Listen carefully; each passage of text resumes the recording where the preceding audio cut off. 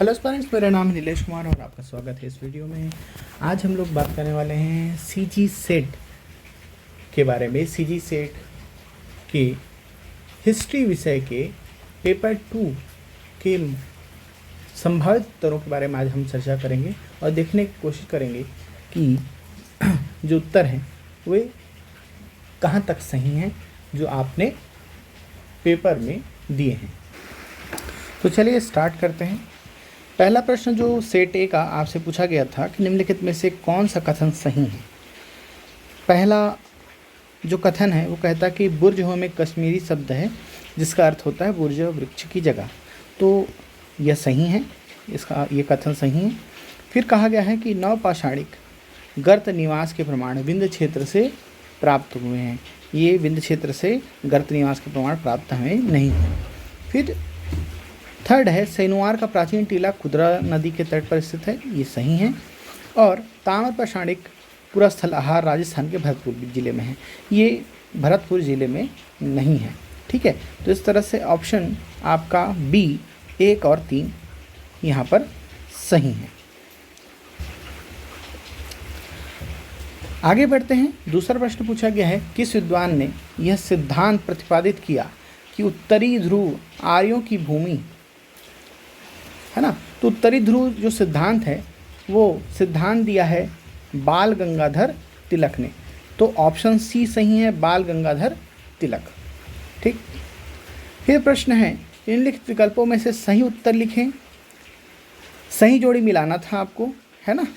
और यहाँ पर हम देखते हैं कि भाई हड़प्पा नदी जो है ना, ये रावी नदी के तट पर है। ठीक। सुत कांगेडोर दास नदी के तट पर है, जबकि जम्मू कश्मीर के मांडा जो स्थान है वो चिनाब नदी के तट पर है। वहीं पर लोथल जो है ये बेतवा नदी के तट पर है।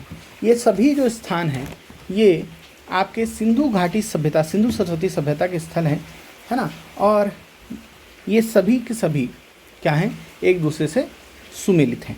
अच्छा सॉरी, एक चीज़ करेक्शन करिएगा, ये बेतवा नदी के तट पर लोथल नहीं है, बेतवा नहीं है, ये भोगवा नदी है ना। भोगवा नदी गुजरात में लोथल एक बंदरगाह स्थल था। ठीक है, तो आपका यहाँ पर 1, 2 और 3 सही हैं, ये आपका गलत है। तो यहाँ पास ऑप्शन जो बी है 1, 2, 3 ये आपका सही उत्तर हो जाएगा। अगले प्रश्न की ओर बढ़ते हैं। पूछा गया है निम्नलिखित में से किस विद्वान ने पहली बार व्यवहारिक पुरातत्व शब्द का प्रचलन किया। व्यवहारिक पुरातत्व शब्द का प्रचलन जो है ये प्रयोग किया आपके विलियम फ्रीमैन ने। तो ऑप्शन सी यहाँ पर सही है, विलियम फ्रीमैन। अगला प्रश्न है उत्खनित पुरास्थल मल्हार छत्तीसगढ़ की सबसे प्राचीन संस्कृति किसका संबंधित है। इसको लेकर बहुत बच्चों में डाउट है, लेकिन इसका जो अंतः उत्तर आएगा वो है आद्य ऐतिहासिक काल। छत्तीसगढ़ के बिलासपुर संभाग के अंतर्गत स्थित मल्हार जो है ये यहाँ पर से विभिन्न स्तरों में हमको क्या मिले हैं, साक्ष्य मिले हैं। चाहे वो आद्य ऐतिहासिक काल के साक्ष्य हो, मौर्य कालीन साक्ष्य हो, है ना। ठीक है, लेकिन ये जो सबसे अंतः इसके साक्ष्य जो मिले हैं यहाँ पर से वो आद्य ऐतिहासिक काल के साक्ष्य हमको यहाँ से देखने को मिले हैं। ठीक है, तो इसका उत्तर हो जाएगा ए आद्य ऐतिहासिक काल। नेक्स्ट प्रश्न है बौद्ध ग्रंथों में महात्मा बुद्ध के उदय से पहले कितने संप्रदायों आचार्यों का उल्लेख मिलता है। तो इसका ये जो सही उत्तर हो जाएगा वो होगा 62 बी, है ना। कितने 62 आचार्यों का उल्लेख आपको देखने को मिलता है। फिर नेक्स्ट है बोगाज कोई अभिलेख की तिथि क्या है। बोगाज कोई अभिलेख जो हमको एशिया माइनर टर्की से मिला है, एशिया माइनर है ना, तुर्की है ना, यहाँ से हमको प्राप्त हुआ था। और यह जो अभिलेख है ये 14वीं सदी ईसा पूर्व का है। तो आंसर आपका हो जाएगा ऑप्शन सी। ठीक है, हमको पता है इसमें जो ऋग्वैदिक कालीन देवता हैं उनका वर्णन हमको यहाँ पर देखने को मिला है। इंद्र, वरुण, मित्र और नासत्य, है ना। ये 2 राजा हित्ती और मितन्नी राजाओं के मध्य संधि कराते हुए दिखाए गए हैं आपको। नेक्स्ट प्रश्न है निम्नलिखित में से किस विद्वान ने पहली बार हड़प्पा के टीलों की पहचान की थी। तो देखिए यहाँ पर दो चीज़ें हैं, हड़प्पा के जो टीले हैं, है ना, इनकी पहली बात है कि पहचान करना, दूसरी बात है खोज करना। ठीक है, तो यहाँ पर अगर आपसे पूछा गया है कि पहचान करना है तो इसका उत्तर जो होगा वो होगा चार्ल्स मर्सन, है ना, क्योंकि चार्ल्स मर्सन ने पहली बार इनको देखा था, चार्ल्स मर्सन ने इनको पहचाना था। ठीक है, लेकिन अगर खोजकर्ता की बात करें तो वो थे दयाराम साहनी, दयाराम साहनी। ठीक है, अगर किसने नेतृत्व किया, ऐसा अगर किसके नेतृत्व में ये खोज हुई ऐसा प्रश्न आता है तो इसका उत्तर हो जाता है जॉन मार्शल। ठीक है, तो ये चीज़ आप लोग को ध्यान रखनी है बच्चों कि इसका जो उत्तर होगा वो होगा 8A, 8 का ए ऑप्शन, चार्ल्स मर्सन। ठीक है, तो इसकी खोज किसने की थी, दयाराम साहनी ने की थी, पहचान चार्ल्स मर्सन ने की थी और नेतृत्व किया था किसने, जॉन मार्शल ने। ठीक है, अगले प्रश्न पर चलते हैं। प्रश्न है, पंचविंश ब्राह्मण नामक ब्राह्मण ग्रंथ किस वेद के अंतर्गत है। पंचविंश जो ब्राह्मण ग्रंथ है ना, पंचविंश षड्विंश आपको ब्राह्मण ग्रंथ देखने को मिलते हैं। देखो, वेदों को अलग अलग खंडों में विभाजित किया जाता है, संहिता, ऋक, संहिता, ब्राह्मण, है ना। ठीक, क्या यानी जो उसमें मंत्र हैं उनको हम ऋचा या संहिता कहते हैं। इसके अलावा ब्राह्मण ग्रंथ हैं, है ना, उनको समझने के लिए, वेदों को समझने के लिए उसको क्या किया गया है, डिवाइडेड किया गया है और बांटा गया है ना। तो ब्राह्मण, पंचविंश ब्राह्मण जो है वो किसका ब्राह्मण ग्रंथ है, किस वेद का, तो आपका उत्तर आ जाएगा सी, सामवेद। नेक्स्ट ऑप्शन पर चलते हैं, किस बौद्ध ग्रंथ में 16 महाजनपदों का सर्वप्रथम उल्लेख प्राप्त होता है। बहुत ही सरल प्रश्न है, हमको पता है कि भाई अगुत्तर निकाय, है ना, क्या, अगुत्तर निकाय।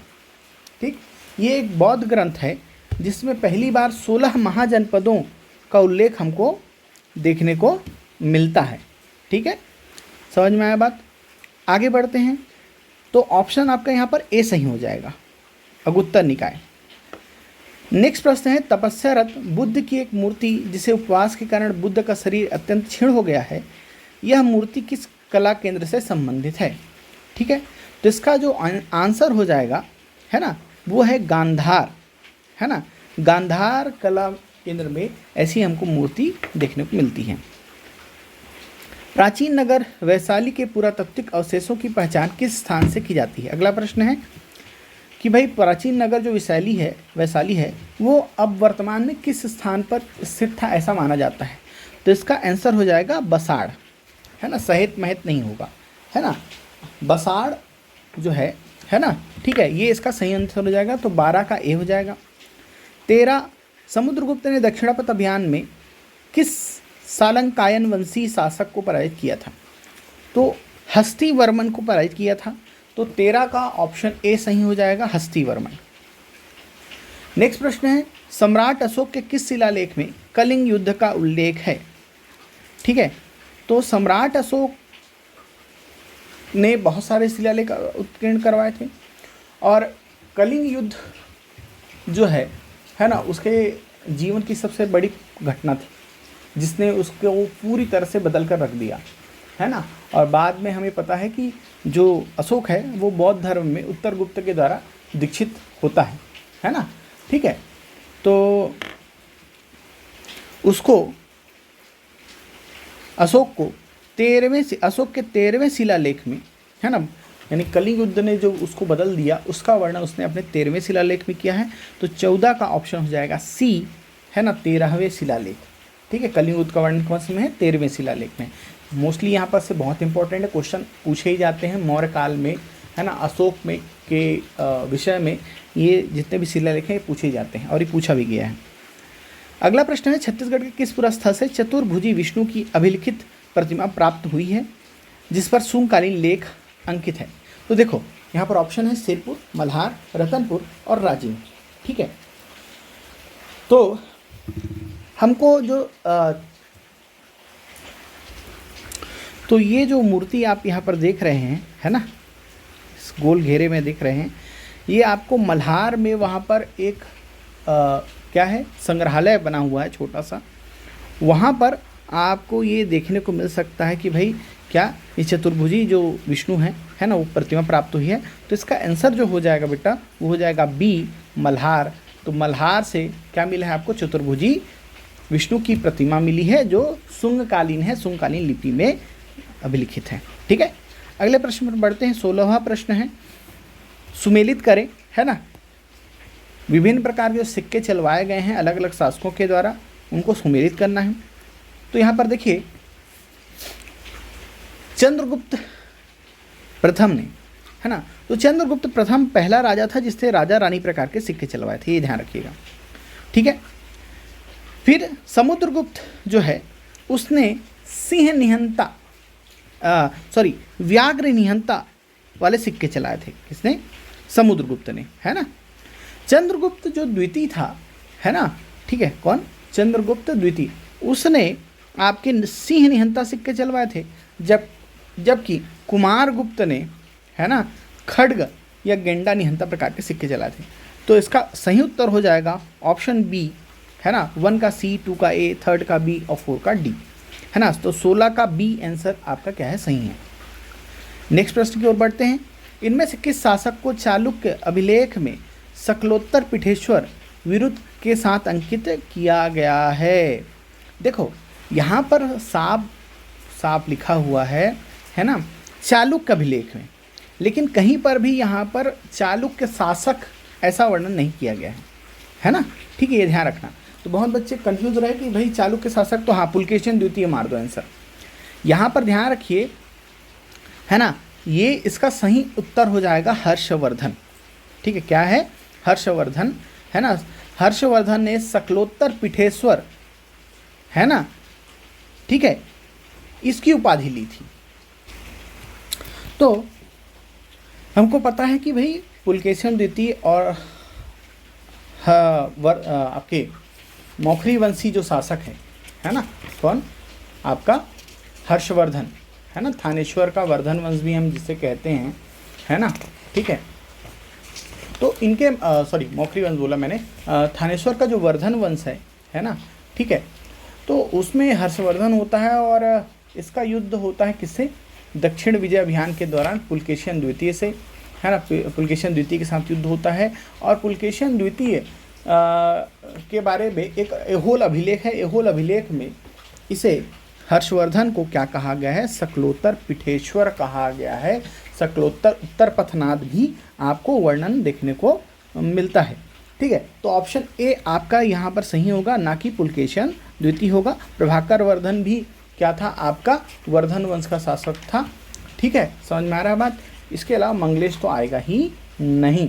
ठीक है, तो ये ध्यान रखिए, वर्धन वंश, है ना, या इसे पुष्यभूति भी वंश कहा जाता है। ठीक है, चलिए आगे बढ़ते हैं। पुराणों में किस वकाटक वंशी शासक के द्वारा 4 अश्वमेध यज्ञ करने का प्रमाण प्राप्त होता है? तो इसका आंसर हो जाएगा बेटा आपका कौन? प्रवरसेन प्रथम। कौन? प्रवरसेन प्रथम। तो इसका आंसर क्या हो जाएगा? प्रवरसेन प्रथम। ठीक है, ऑप्शन बी प्रवरसेन प्रथम आपका सही उत्तर है। फिर 19 पर आते हैं। इनमें से किस अभिलेख में हर्षवर्धन के पराजय का विवरण प्राप्त होता है? तो हर्षवर्धन के पराजय का विवरण मैंने अभी बताया, इसमें प्राप्त होता है एहुल अभिलेख में। देखिए कितना क्वेश्चंस आपको देखने को मिल गए, 2 क्वेश्चंस मिल गए आपको इस क्या वर्धन वंश से। ठीक है, चलिए आगे बढ़ते हैं। निम्नलिखित में से किस विष्णु कुंडिन शासक की उपाधि जनाश्रय, जनता के आश्रय स्थल के रूप में थी? तो यहाँ पर सही उत्तर जो हो जाएगा वो हो जाएगा सी, माधववर्धन। ठीक है, कौन? माधववर्धन। क्लियर? चलिए आगे बढ़ते हैं। नालंदा मुद्रा लेख में खालिस्तान नामक कामरूप के वर्मन वंशी शासक के 2 अश्वमेध यज्ञ कराने का श्रेय दिया गया है। देखो अश्वमेध यज्ञ से ना क्वेश्चंस आते हैं, आपको देखने को मिलता है। और यहाँ पर इसका जो आंसर हो जाएगा वो हो जाएगा आपका 21 का डी, स्थित वर्मन, है ना। स्थित वर्मन ने, है ना, क्या किया था?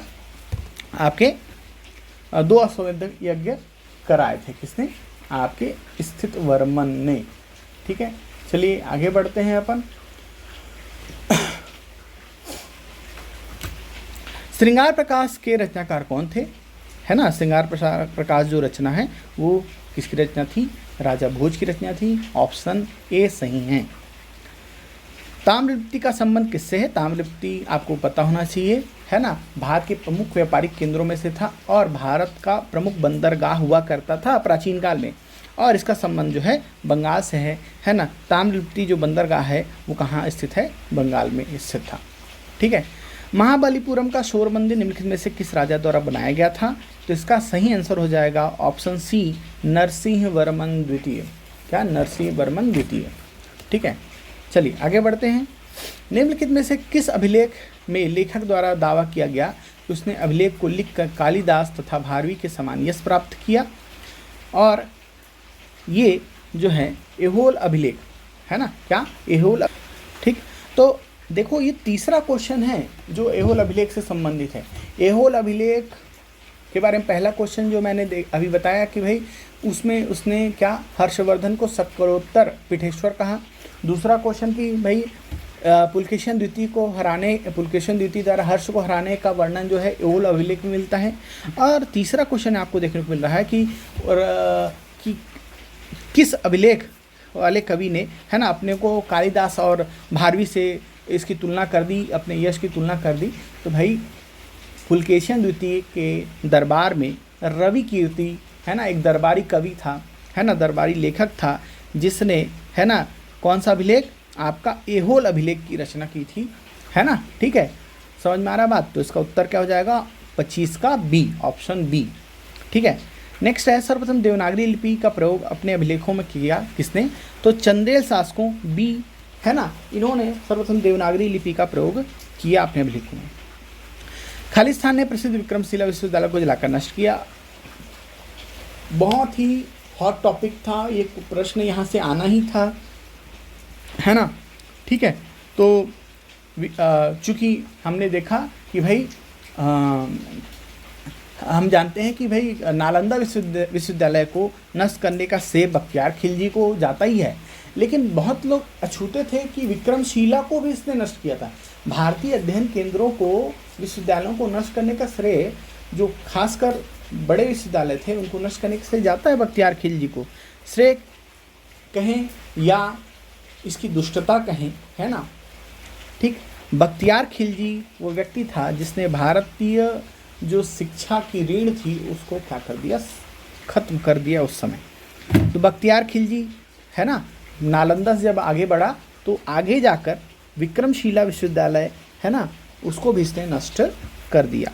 ठीक है, चलिए।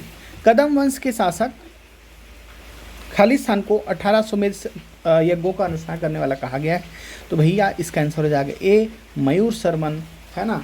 28 का ऑप्शन में जाएगा मयूर शर्मन। ठीक है, मैंने बोला तीसरा क्वेश्चन है जो अश्वमेध से संबंधित है। चचनामा नामक ग्रंथ किससे संबंधित है, देखो अली अहमद, है ना, कि चचनामा अकबर के दरबार में था। ठीक है, और इसका संबंध जो है वो है सिंध विजय को लेकर है। अकबर की सिंध विजय का वर्णन हमको देखने को मिलता है अली अहमद की चचनामा में। गंगईकोंड चोल की उपाधि बहुत ही फेमस क्वेश्चन है, आना ही था, है ना। तो इसका ऑप्शन हो जाएगा राजेंद्र प्रथम, है ना। ठीक है, आंसर हो जाएगा बी, राजेंद्र प्रथम, इसने गंगईकोंड चोल की उपाधि धारण की थी। फिर है, अलाउद्दीन खिलजी ने प्रथम श्रेणी के एक घोड़े की कीमत क्या लगाई थी, कितने टके लगाई थी, तो इसका सही आंसर हो जाएगा जी 100 से 120 टका, ऑप्शन बी सही है आपका। 32, अंतर्राष्ट्रीय व्यापार को प्रोत्साहन देने के लिए मोहम्मद बिन तुगलक ने खालिस्तान ईस्वी में आयात निर्यात के दौरान लिए जाने वाले तट कर में कमी कर दी थी, तो तट कर में कमी इसने कर दी थी 1340, ऑप्शन बी सही है ना। ठीक है, मोहम्मद बिन तुगलक, है ना, इसे भागा आदर्शवादी कहा जाता है ना। ठीक है, ये ध्यान रखिएगा। इसकी किस कारण, इसकी योजनाओं के कारण, है ना, और गलत समय पर गलत योजनाओं के कारण। ठीक है, चलो नेक्स्ट है आपका मध्यकाल में रोजगार के खर्च का व्यवहारिक से और पूरी ईमानदारी से लेखा जोखा करने वाला क्या कहलाता था, तो ऑप्शन सी मुसारिफ, ये सही आंसर होगा। मुसारिफ जो है यही लेखा जोखा करता था।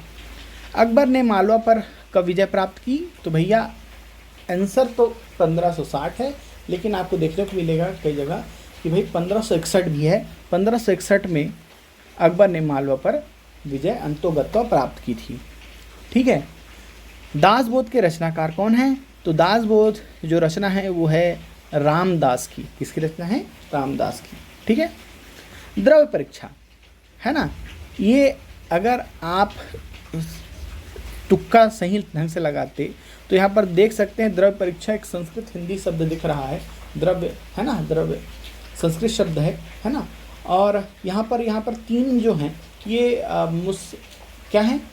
मुस्लिम है ना। अलबरूनी, हसन मुबारक, जियाउद्दीन बर्नी। तो ये तो लिख नहीं सकते थे, तो ऑप्शन आप अधिकांश लोगों ने लिया होगा ठक्कर फेरू, है ना, ठक्कर फेरू। आंसर आ जाएगा 36 का ए। फिर है निम्नलिखित में से किस इतिहासकार ने विजयनगर राज्य को सामंती बताया है और इसकी तुलना यूरोपीय सामंतवाद से की है? तो इसका सही उत्तर हो जाएगा जी टीवी महालिंगम। ऑप्शन ए यहाँ पर सही है, 37 का ए। ठीक है। बहमनी राज्य के सुल्तान मोहम्मद शाह के प्रधानमंत्री महमूद गवन के काल विदेशी यात्री, है ना, कौन सा विदेशी यात्री बीदर पहुंचा था? तो देखो बहुत ही डेप्थ में एक क्वेश्चन पूछा गया है। एक रशिया का यात्री था अलियानासियस निकितन, है ना, क्या? अलियानासियस निकितन जो है, ऑप्शन सी यहाँ पर सही उत्तर होगा। ये रूस का क्या था? यात्री था जो कहाँ पहुँचा? बहमनी साम्राज्य पहुँचा। ठीक है। इल्तुतमिश ने राजत्व के सिद्धांतों में खालिस्तान परंपरा को अपनाया। देखो सबसे पहले तो इल्तुतमिश जो था टर्किश था, तो तुर्क मुसलमान था, लेकिन इन्होंने ना अरबी को नहीं, फारसी को क्या अपनाया? अपनी परंपराओं में अपनाया। ऑप्शन बी यहाँ पर सही होगा। ठीक है, समझ में आ रहा बात? चलिए आगे बढ़ें। तो शेर शाह मुगलों के बीच कन्नौज का युद्ध कब हुआ? तो शेर शाह और मुगलों के बीच जो कन्नौज का युद्ध है वो हुआ था, ऑप्शन सी, मई 1540 में। क्या? मई 1540 में। नेक्स्ट प्रश्न है, दिल्ली के सुल्तानों ने धार्मिक एवं लौकिक संस्थाओं के साथ उलेमाओं को भी भूमि अनुदान के रूप में दिए जाने वाली भूमि को क्या कहा जाता था? है ना भाई, दिल्ली के सुल्तान जो थे वो धार्मिक लौकिक संस्थाओं के साथ उलेमाओं को जो भूमि क्या करते थे? दान देते थे। उनको क्या कहा जाता था? मददे मास भूमि। क्या कहा जाता था? मददे मास भूमि। ऑप्शन सी यहाँ पर सही हो जाएगा। ठीक है। फिर 42 सल्तनत कालीन दिल्ली के इस्लामी राज्य में दिल्ली के सुल्तान और खलीफा के संबंध में निम्नलिखित में से कौन से तथ्य सही हैं? देखो पहला कथन ये है कि अधिकांश सुल्तानों ने अपने खलीफा का नायब माना, ये सही है। दूसरा है खलीफा सुल्तानों पर नियंत्रण रखते थे, सही है। प्रायः सभी सुल्तान अपने राज्य में इस्लामी कानूनों को लागू करने का व्रत लेते थे, ये भी सही है। कुछ सुल्तानों ने खलीफा से ऐसे संबंध नहीं रखे थे, ये आपका क्या है? ये भी सही है। तो इसका उत्तर संभवतः आएगा ए, 1, 2, 3 और 4। ठीक है, समझ में आ रहा है बात? फिर है 43 कथन और कारण दिया हुआ है यहाँ पर। मुगलकालीन अकालों के समय होने वाले विनाश के संबंध में समकालीन लेखकों ने लिखा है कि बड़ी संख्या में लोग मारे गए थे। ठीक है, ये भी सही है। और कारण बताया गया है कि अकाल के भयंकर होने का मुख्य कारण था कि सम्राट जो राशि या राशन जो जारी करते थे, वो राहत सामग्री जो जारी करते थे वो सही समय पर पहुंच नहीं पाते थे, ये भी सही है। तो कथन और कारण दोनों सही हैं। ऑप्शन ए आपका यहाँ पर क्या हो जाएगा? सही हो जाएगा। ठीक है, चलिए नेक्स्ट है, मुगल काल में आंतरिक व्यापार के संदर्भ में निम्नलिखित में से कौन सा कथन सत्य है ना? तो इसको लेकर थोड़ा सा डाउट है ना, इसको लेकर प्रश्नवाचक चिन्ह यहाँ पर मैं लगाऊंगा। फिर भी यहाँ पर है ना, अगर हम देखें तो अकबर ने व्यापारियों की सुविधा के लिए मार्गों में लगने वाला सभी कर हटा दिया था, है ना, ऐसा मुझको सही लगता है। शेर शाह अकबर ने बड़ी संख्या में सराय बनाए थे, ये भी सही है ना। ठीक है, और समुद्र की तरह आंतरिक स्थल मार्गों में पुर्तगालियों ने शत्रुतापूर्ण कार्य किया। तो ऐसा हमको पुर्तगालियों के बारे में ऐसा कहीं पर खास वर्णन देखने को मिलता नहीं है। हाँ, नदियों द्वारा सिंध, मुल्तान, लाहौर, दिल्ली, बंगाल आदि स्थानों में आंतरिक व्यापार होता था, तो ये भी सही हो सकता है। तो आपका आंसर जो होगा, है ना, ठीक है, ये आपका संभवतः डी हो सकता है। इस पर एश्योर नहीं हूँ मैं, ठीक है। फाइनल आंसर का आप वेट करेंगे, है ना। 44 को अपन छोड़ते हैं और आगे बढ़ते हैं। औरंगजेब की धार्मिक नीति के कारण नारनौल, है ना, कि निम्नलिखित धार्मिक संगठन के कृषकों ने विद्रोह किया था। तो देखो इसका आंसर हो जाएगा सतनामी, है ना। सतनामियों ने क्या किया, औरंगजेब की धार्मिक नीति के कारण, है ना, क्या किया, कृषक विद्रोह किया, है ना, ठीक है। फिर है मुगल काल में हुंडी का उपयोग किया जाता था साख उत्पन्न करने के लिए। जी हाँ, साख उत्पन्न करने के लिए किया जाता था। परिचालन में मुद्रा की कमी पूरी करने के लिए। जी हाँ। अब मुद्रा की सुरक्षा के लिए। एकदम सही है ये। इसका आंसर हो जाएगा ऑप्शन डी 1, 2, 3। मध्यकालीन भारत में बलूतेदार किन्हें कहा जाता था? तो भाई बलूतेदार जो होते थे वे दक्षिण भारत में, है ना, दक्खन के ग्रामीण सेवक और कारीगर होते थे, है ना, जिन्हें हम क्या कहते थे, बलूतेदार कहा जाता था। तो ऑप्शन ए सही हो जाएगा 47 का। फिर है 48, विजयनगर साम्राज्य के सचिवालय के निम्नलिखित विकल्पों में से पद और कार्य की गलत जोड़ी बतलाइए। यहाँ पर बोला है गलत जोड़ी बतलाइए, तो यहाँ पर ये आपका डी आपका हो जाएगा माननीय प्रधान विदेश मंत्री, है ना, ये ऑप्शन आपका सही है। रायसम्स होता था, ये सही है। कर्णिमय लेखापाल कहलाता था, मुद्राकर्ता कोषाध्यक्ष होता था, ठीक है, ये सभी सही हैं। ये डी गलत था, है ना, तो यही आ जाएगा। सल्तनतकालीन वस्त्र उद्योग के संबंध में निम्नलिखित तथ्य सही है। सल्तनत काल में सूत कताई के लिए चरखों का प्रयोग प्रारंभ हुआ, ठीक है, ठीक, ये सही है जी, है ना। उच्च कोटि के वस्त्रों की छपाई विदेशों से कराई जाती थी। जी नहीं, ऐसा प्रमाण नहीं देखने को मिला है। कच्चा रेशम अफगान, ईरान आदि स्थानों से आयात किया जाता था, ये सही है। सुल्तानों ने कालीन उद्योग को संरक्षण दिया, ये भी सही है। तो 1, 3 और 4 ऑप्शन सी आपका यहाँ पर सही होगा। फिर क्वेश्चन है लास्ट 50वां, मुगल काल में सरकार या जिले के प्रमुख अधिकारी का पद कहलाता था।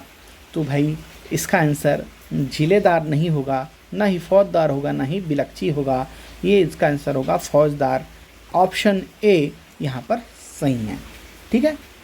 तो हमने 50 प्रश्न जो सीजी सेट में पूछे गए थे उसके उत्तरों को खोजने की कोशिश की, है ना। आप इसे मिलाइए, है ना। पार्ट 1 में हम इतना ही कवर कर रहे हैं, पार्ट 2 में हम शेष बचे हुए 50 प्रश्नों के उत्तर आपको देंगे।